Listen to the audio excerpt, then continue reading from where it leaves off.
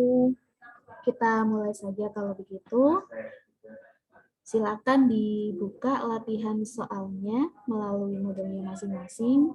Silakan di-download terlebih dahulu. Kemudian kita akan membahasnya bersama-sama di modul Zoom meeting ini.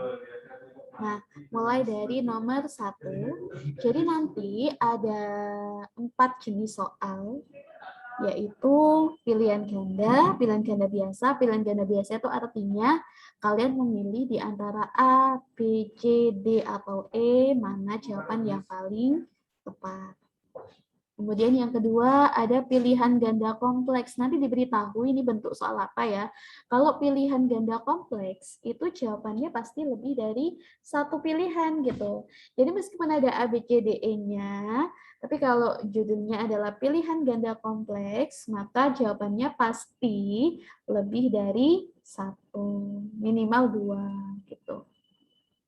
Kalau misalnya tipe soal pilihan ganda kompleks, tapi kita cuma jawab satu, gimana, Mem? Misalnya begitu ya, jelas nanti ada pengurangan skornya. Jadi misal nomor 3, bentuk soalnya pilihan ganda kompleks. Nah, skornya itu misalnya 10, dengan total jawaban itu 3.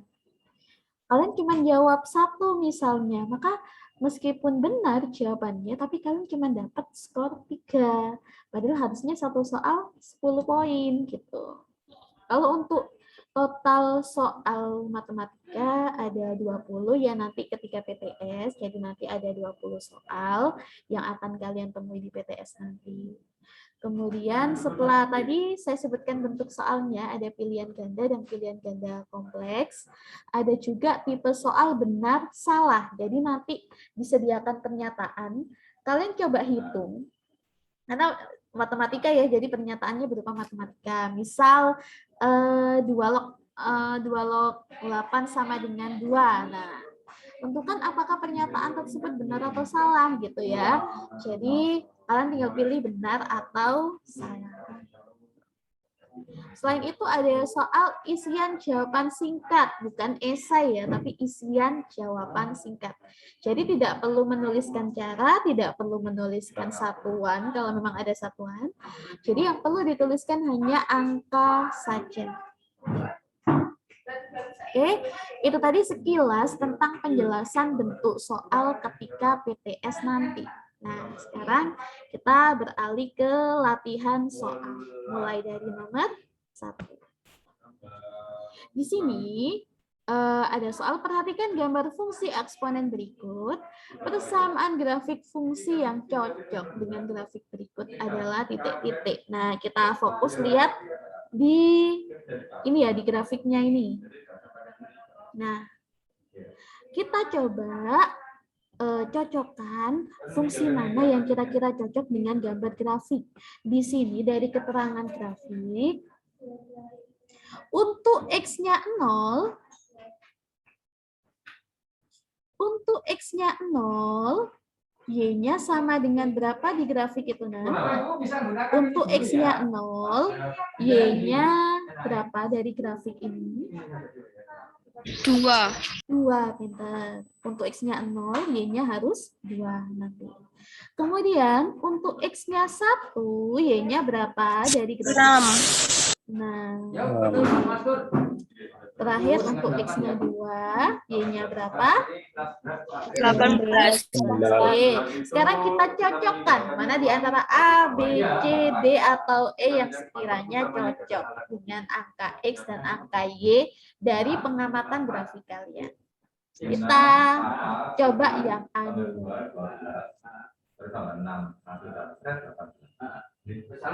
Nah, untuk yang A ini F0, berarti 3 pangkat 0. 3 pangkat 0 berapa, nak? 0. Ayo dicek dulu. Bilangan apapun, kalau dipangkatkan 0, hasilnya adalah 1. 0. Jadi bilangan apapun kalau dipangkatkan 0, itu bukan 0 hasilnya, tapi 1. Berarti 3 pangkat 0 hasilnya adalah 1. Dari sini bisa diamati X-nya 0, Y-nya 1. Apakah cocok dengan grafik? Tidak. Tidak, maka ini salah. Kita lanjut ngecek yang B. Mulai dari F0 dulu. Nah, 3 pangkat, di situ kan X plus 2 ya. Kalau X-nya 0, berarti nulisnya 0 plus 2. Berarti 3 pangkat 2. 3 pangkat 2 berapa? 9. 9. Berarti X-nya 0, Y-nya 9. Nah, ini masih belum cocok nih. Kita cek lagi yang C. Yang C untuk F0, 2 kali 3 pangkat 0. Berarti 2 kali 3 pangkat 0 tadi ingat ya, 1 hasilnya. Berarti hasilnya 2. Kemudian kalau misalnya lu sudah cocok ini Mem, kita cek lagi untuk F1 dan F2. Barangkali untuk F1 dan F2 yang C ini kurang cocok. Jadi harus memenuhi ketiga kriteria itu tadi. Kita cek untuk F1. 2 kali 3 pangkat 1. Berarti 2 kali 3. Hasilnya 6. Di sini X-nya 0, Y-nya 2.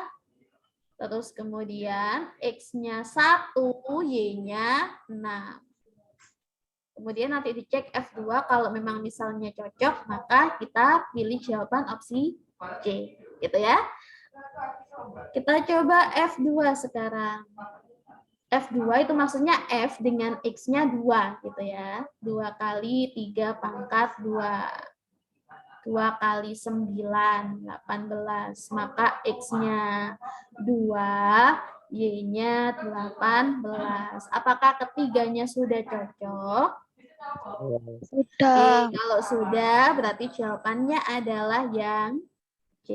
Gitu ya. Nanti karena ini juga menjadi penugasan, jadi harapan saya perhatikan baik-baik langkah pengerjaannya, karena nanti kalian juga harus menyalin di buku catatan, kemudian melanjutkan, karena kalau misalnya dibahas semua di Zoom meeting, jelas waktunya kurang. Jadi kalian lanjutkan sendiri dengan penugasan pribadi, gitu ya. Oke, saya hapus dulu setelah ini karena saya beralih ke nomor selanjutnya.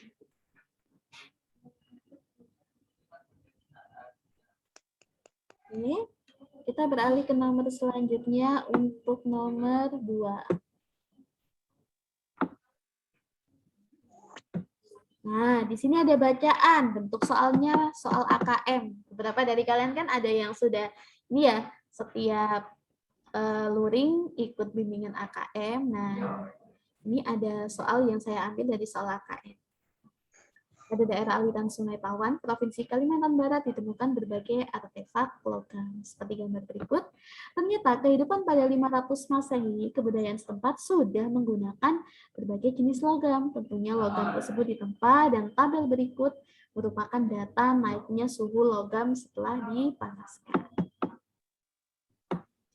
Nah, ketika waktunya itu 1/25, suhunya adalah negatif 2. Kemudian ketika waktunya itu, ketika suhunya negatif 1, waktu yang dibutuhkan itu 1/5. Kemudian ketika suhunya 0, waktu yang dibutuhkan itu 1 jam ya di sini.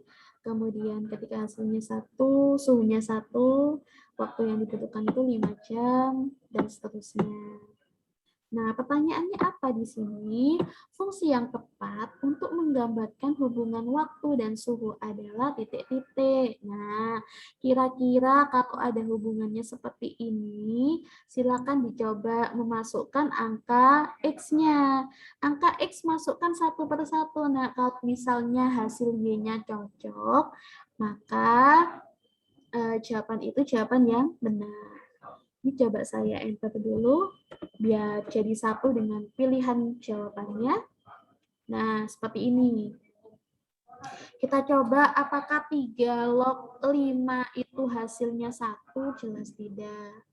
Kemudian yang B misal 5 log 1, benar ya hasilnya 0. Kemudian 5 log 5 hasilnya adalah 1. Kemudian 5 log 25 hasilnya adalah 2. Maka betul jawabannya adalah yang B. Gitu ya. Jadi cara nyobanya tadi kita coba yang untuk B. 5 log X-nya kita masukkan 1, maka Y-nya 5 log 1, 5 pangkat berapa yang sama dengan 1? Ingat, tadi semua bilangan yang dipangkatkan 0 hasilnya adalah 1. Kemudian 5 log 5, kemarin yang pas luring sempat saya terangkan, kalau misalnya ada angka kembar seperti ini, tinggal kita coret. Nah, hasil akhirnya adalah 1 kalau sudah dicoret. Kemudian 5 log 25. Berarti 5 pangkat berapa yang sama dengan 25? Jawabannya adalah 5 pangkat 2. Sehingga cocok ya antara X dan Y-nya untuk fungsi yang B. Nah, untuk fungsi yang C kan sama-sama ada log 5 log 5-nya. Apakah cocok? Nah, kita cek. Untuk yang C, kita cek ya, salah satu nilai saja. Misal Y25 log 5. Apakah 25 pangkat berapa yang sekiranya hasilnya 5? Jelas harusnya 25 pangkat setengah atau 25 di akar ya, baru hasilnya adalah 5. Jadi nggak cocok. Ini kan harusnya X-nya 25, Y-nya 2. Sedangkan kalau dari yang fungsi C, fungsi pada opsi C, 25 log 5 itu setengah gitu. Jadi tidak cocok. Maka kita pilih yang opsi B. Silakan dipahami dulu. Kalau perlu dicatat dulu atau mungkin di screenshot. Kemudian saya hapus untuk kita pindah ke nomor selanjutnya.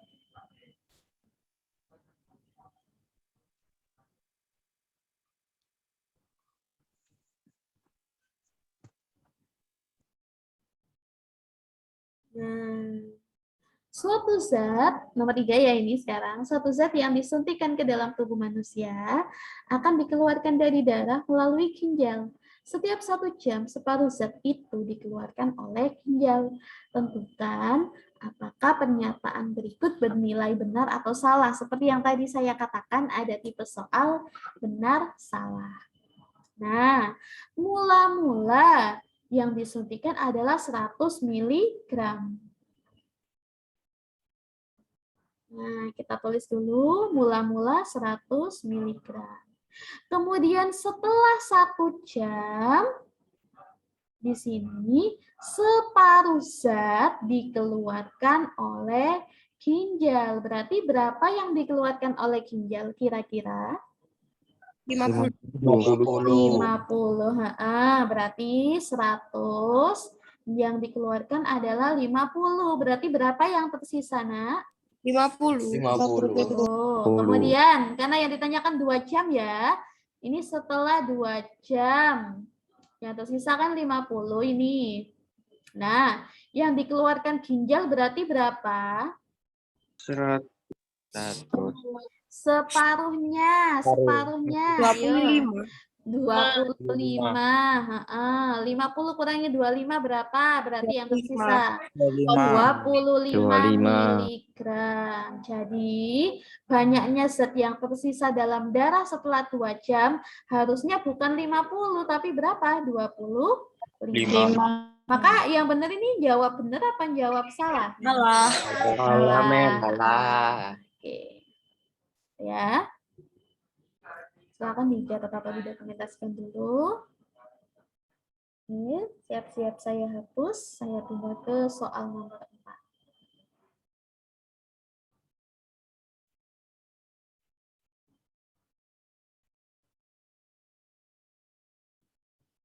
Oke, nomor 4 sekarang.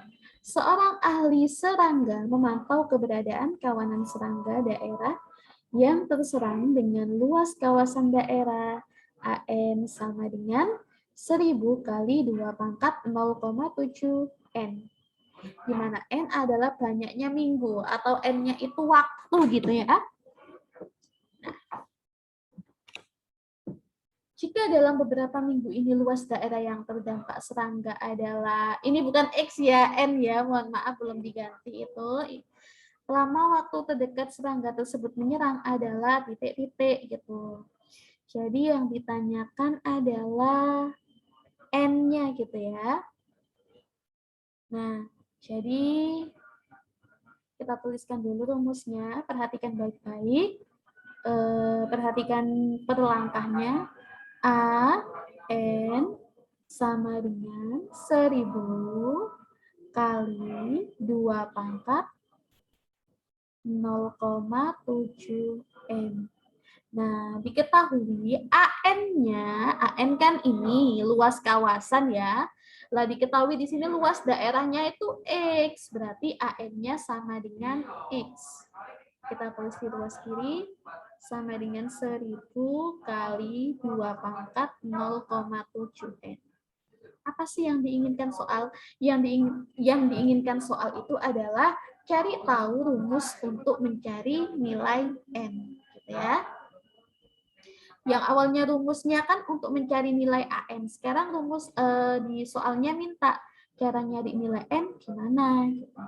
Nah, karena inginnya mencari nilai N, kita biarkan N sendirian di ruas kanan. Maka yang pertama dipindahkan adalah yang tidak ada unsur N-nya. Berarti siapa di sini? 1000 atau 2 yang dipindahkan pertama? 2. Yang tidak ada unsur N-nya? 1000. 1000. Dari perkalian, nak ya. Pindah ke kiri, jadi pembagian. 1000 kita pindahkan. Berarti yang di kanan, yang tersisa adalah 2 pangkat 0,7 N.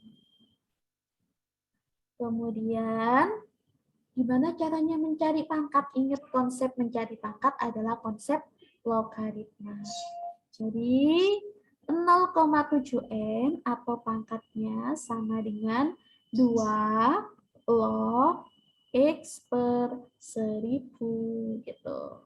Kemudian N-nya sama dengan dari perkalian pindah jadi pembagian. 2 log X per 1000 kita bagi dengan 0,7. Inilah cara menentukan hasilnya. Maka pernyataan pertama nilainya adalah benar.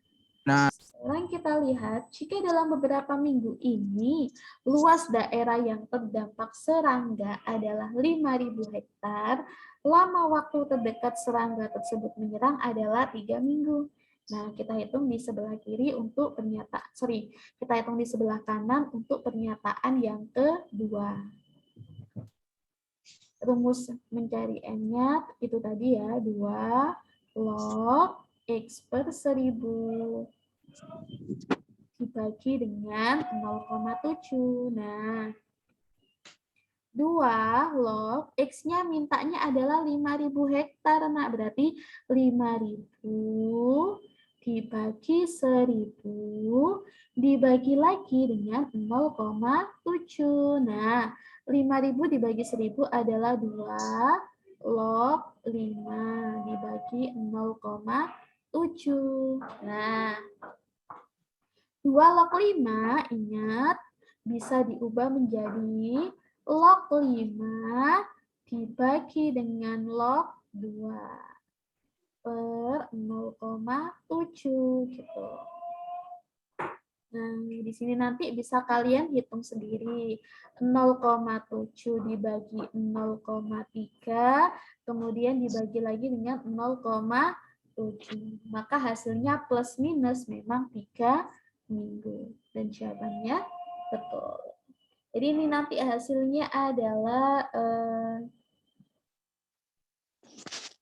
ini ya, 10 per 3 plus minus 3, berapa gitu hasilnya. Oke, kita lanjutkan. Silakan didokumentasikan dulu karena ini ada 2 langkah yang perlu diperhatikan. Langkah untuk pengerjaan pernyataan pertama, kemudian langkah untuk pengerjaan pernyataan yang kedua. Ya, yang kedua ini mencari lama waktunya nyari N-nya. Kalau pernyataan pertama itu diketahui AN, nyari rumus N-nya. Oke, saya hapus ya.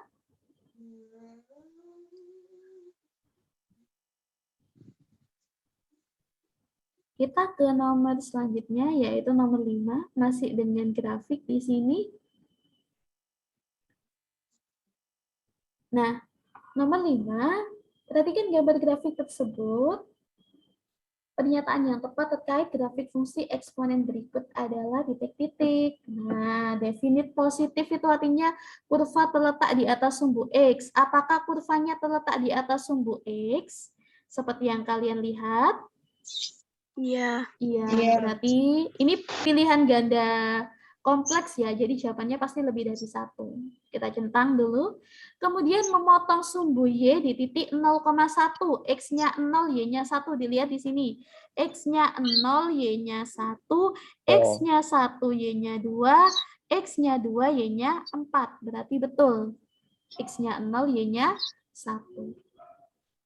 Kemudian sumbu Y merupakan asimtot tegak dari grafik. Nah, asimtot itu yang hampir disentuh oleh grafik. Bukan sumbu Y ya yang hampir disentuh, tapi sumbu apa ini yang mendatar, yang hampir disentuh? X. X. Berarti asimtotnya adalah sumbu X. Kemudian monoton turun. Monoton turun itu artinya semakin ke kanan, grafiknya semakin turun.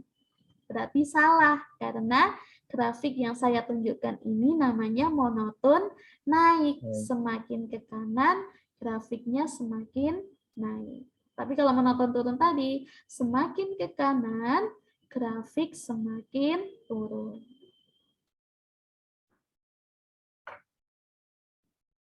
Nah, apakah definit positif? Tadi ya, definit positif itu kurva semuanya terletak di atas sumbu X. Kalau definit negatif seperti apa? Nah, definit negatif itu misal ini ada kurva, ini X, ini Y, ini salib sumbunya. Definit negatif itu seperti ini. Gitu ya. Nah, ini misal grafiknya seperti ini. Jadi semakin ke kanan, semakin turun. Itulah definit negatif. Kemudian monoton itu tadi, dan asimtot itu, asimtot adalah garis yang hampir disentuh oleh grafik. Sumbu mana? Sumbu X atau sumbu Y gitu ya. Nah, itu tadi untuk penjelasan yang nomor 5. Saya hapus dulu. Silakan kalau mau didokumentasikan sebelum saya hapus dan berpindah ke nomor yang lain.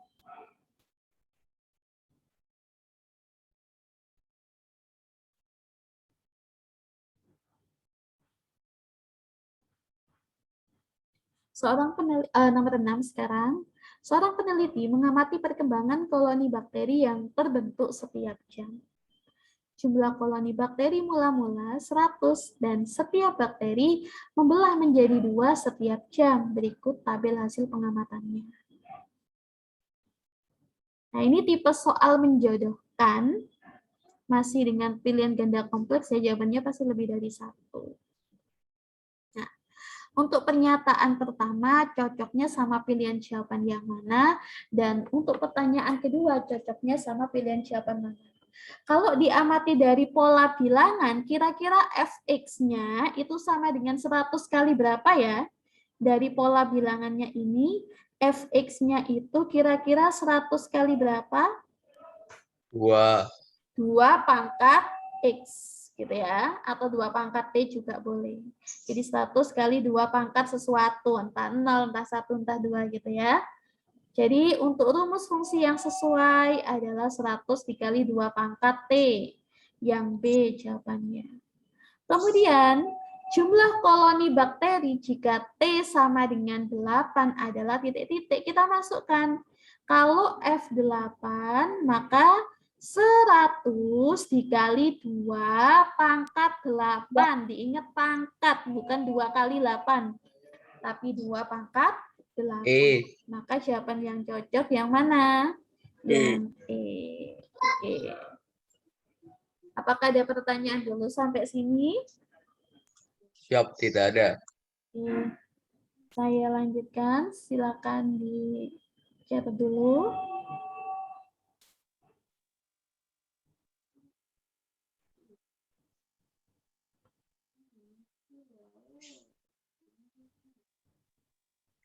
Nah, kita masuk ke soal yang non-AKM. Nggak ada soal ceritanya, dan tipenya biasa, ada pilihan ganda, ada yang bukan esai, isian jawaban singkat gitu ya. Yang nomor 7, bentuk sederhana dari 1 plus 2 akar 3 dikurangi 3 min akar 24 adalah titik-titik. Ini cara pengerjaannya untuk nomor 7. Kita ubah dulu akar 24 supaya menjadi lebih sederhana. Jadi akar 24 bagilah dengan bilangan kuadrat. Bilangan kuadrat itu misalnya 16, 4, kemudian 25. 6 akar 2, Bu. Kita coba ini 4 kali 6. Akar 4 berapa hasilnya? 2. 2, berarti 2 akar 6. Ya? Kita hitung 1 plus 2 akar 3 dikurangi 3 min 2 akar 6. Nah, kita buka sekarang kurungnya. 1 ditambah 2 akar 3 dikurangi, ini min kali plus hasilnya min, ini min kali min hasilnya plus. Nah, maka hasilnya 1 dikurangi 3, ini min 2. Karena ini akarnya beda, maka tidak bisa kita jumlahkan, maka ditulis apa adanya saja. Nah, seperti ini hasil penyederhanaannya. Misal kamu mendapat angka seperti ini, misalnya, ini nomor 7 tadi ya. Misalnya contoh lain. 2 tambah 5 akar 3 dikurangi 6 akar 3 ditambah 4. Nah, yang tidak ada akarnya, jumlahkan dengan yang tidak ada akarnya. 2 tambah 4 di sini. Nah, kemudian yang ada akarnya kita jumlahkan atau kita kurangkan dengan yang ada akarnya.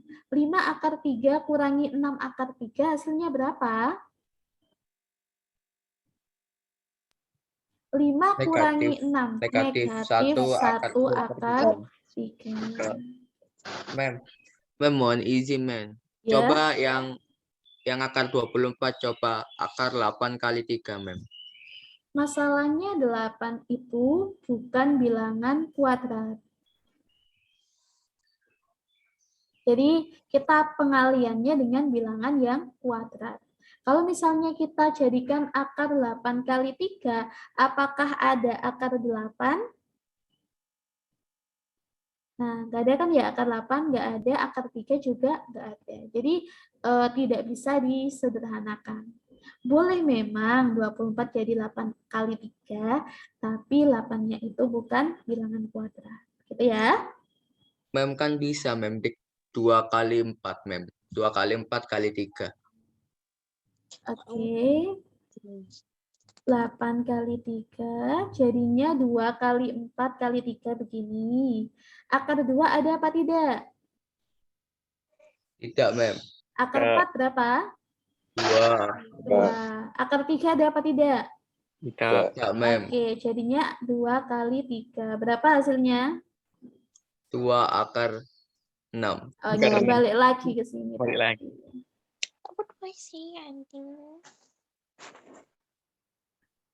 Oke, kita lanjutkan ke nomor 8 ya. Silakan ini tadi dicatat dulu. Didokumentasikan dulu. Kita ke nomor 8. Di nomor 8, sama halnya dengan penjelasan ketika luring untuk materi logaritma. Beberapa kelas mungkin sudah dapat, tapi ada beberapa kelas juga yang masih belum dapat. Nah, di sini kita cari angka yang kembar. Dalam hal ini, angka yang kembar dari yang diketahui itu adalah angka 3. Jadi langkah pertama, cari angka yang kembar dari yang diketahui.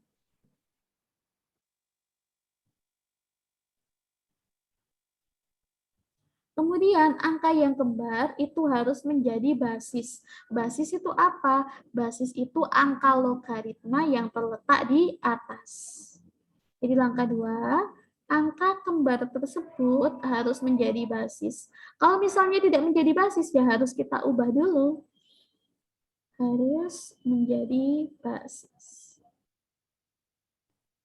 Oke, kita tuliskan 2 log 3 sama dengan A. Apakah 3 sudah menjadi basis di sini? Belum. Maka kita ubah jadi 3 log 2. Berarti 3 log 2. Kalau 2 log 3 sama dengan A, maka 3 log 2 sama dengan 1 per A.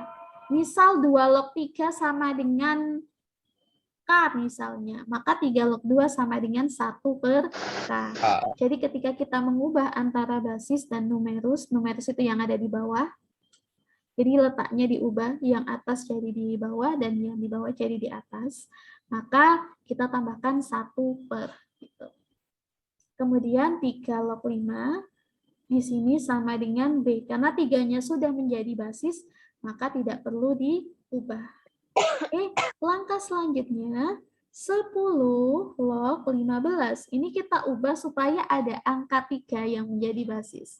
10 log 15, lihat caranya mengubah, sama dengan 3 log 15 dibagi 3 log 10. 15 itu berasal dari 5 kali 3, 10 itu berasal dari 5 kali 2. Sekarang kita pecah. 3 log 5 ditambah 3 log 3. Per 3 log 5 ditambah 3 log 2. Nah, hasilnya ini kita lihat dari yang diketahui. Saya taruh di sini karena tidak muat di situ. 3 log 5 berarti B. 3 log 3, ingat tadi kalau angkanya kembar, 3 log 3 berarti hasilnya adalah 1. 1.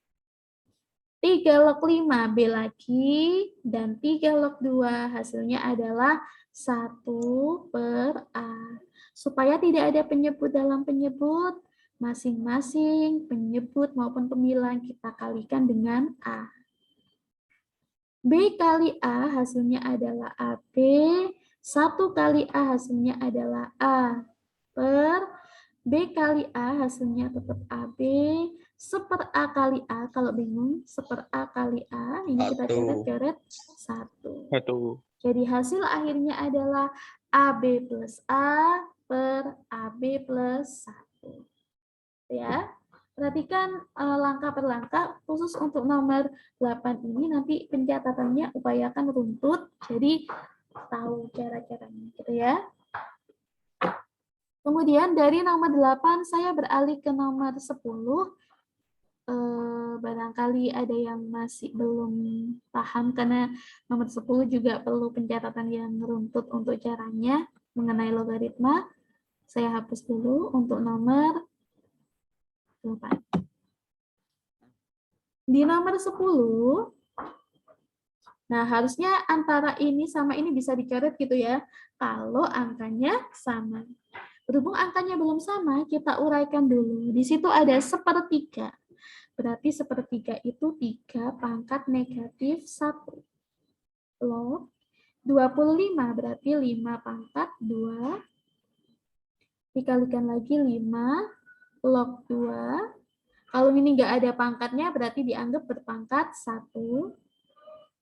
Dikali 4 log 1/27, 4 itu 2 pangkat 2. 1/27 itu 3 pangkat negatif 3. Nah, 4 log 16-nya belakangan aja. Kita kerjakan dulu yang sebelah kiri. Nah, ini pangkatnya bilangan yang berada paling belakang, saya lingkari di sini. Silakan ditarik ke depan, tapi posisinya di atas. Jadi 2 kali 1 kali negatif 3. Per pangkatnya bilangan yang ada di depan, kita tarik untuk ditaruh di bawah. Jadi mulai dari min 1, ini ya, kali 1, kemudian kali 2. Karena pangkatnya sudah dipindahkan semua, siapa yang tersisa? 3 log 5 kali 5 log 2 kali 2 log 3. Kita coret yang memang bisa dicoret. Di sini saya mencoret 5 dengan 5, 2 dengan 2, karena berimpitan dan sama angkanya. Kemudian 2 kali min 3 itu min 6, min 1 kali 2 itu min 2. 2. Tinggal apa di sini? 3 log 3. 3. Ini kita coret juga dan hasilnya 1. Min 6 dibagi min 2 berapa? Plus 3. Plus 3 Plus 3. kali 1 tetap 3. 3. Nah, di sini masih belum selesai. Ditambah apa? 3 ini nanti 3 ditambah 4 log 16 dikuadratkan. 4 pangkat berapa yang sama dengan 16? 2. Nah, berarti 3 ditambah 2 kuadrat, 3 ditambah 4, dan hasil akhirnya adalah 7. Oke, sampai sini dulu untuk nomor 11 sampai 20. Silakan dicoba untuk mengerjakan sebagai latihan PTS. Saya akhiri dulu. Terima kasih atas antusiasnya. Wassalamualaikum warahmatullahi wabarakatuh. Waalaikumsalam. Waalaikumsalam warahmatullahi wabarakatuh. Waalaikumsalam warahmatullahi wabarakatuh. Terima kasih, Mem. Ya, terima kasih. Selamat pagi Thank you, ma'am. semuanya. Semangat untuk PTS-nya. Thank you, ma'am. Semoga hasilnya memuaskan. Sama-sama. Amin.